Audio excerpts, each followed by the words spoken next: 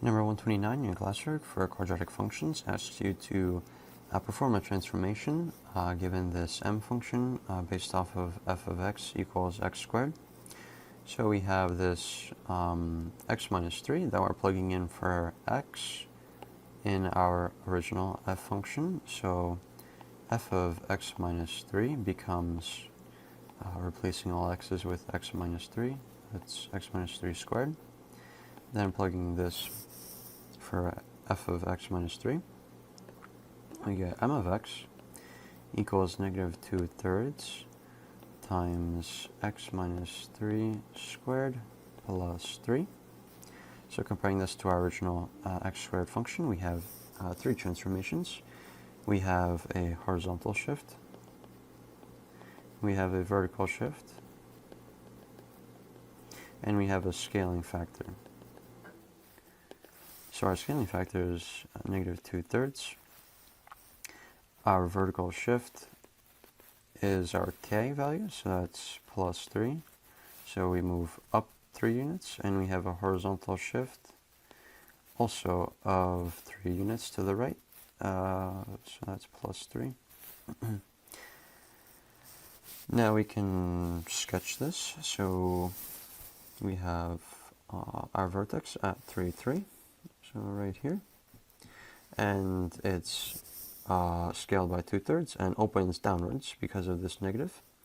So our graph would look something like this. I'm not drawing it very exactly, but you get the point. Our domain extends from negative infinity to infinity. Our range is from, since it opens downwards, so we go from negative infinity all the way to the vertex, which is our maximum point, which is 3. We have a maximum point, that is the vertex, which is 3, 3. We have x-intercepts, so that is when y equals 0. So we set m of x equal to 0. So we have negative 2/3 x minus 3 squared plus 3.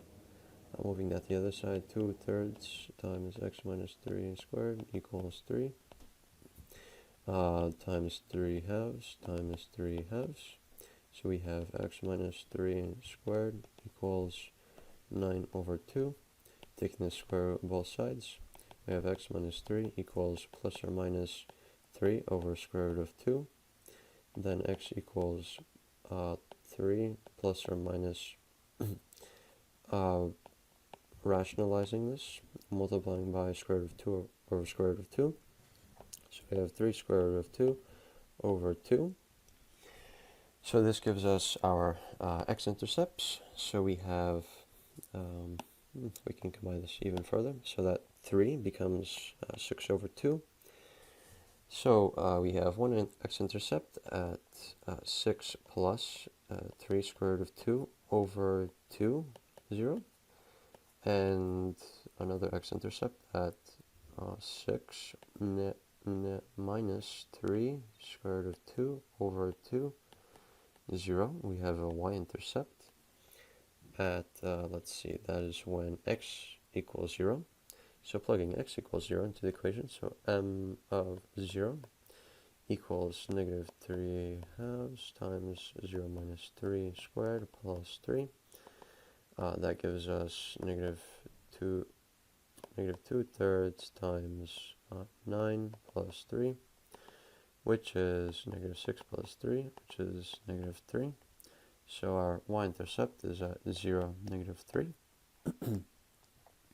Our function is increasing from negative infinity to our vertex. So from, let's bring it over here, from negative infinity to the vertex at 3, decreasing at 3 to infinity. Now we're looking at odd, even, or neither. So we have, we're looking for any symmetry across the y-axis.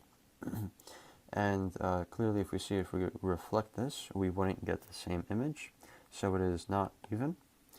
Now if you rotate this 180 degrees about the origin, we would get a parabola over here that opens this way, Of course, not the same image, so it is not odd.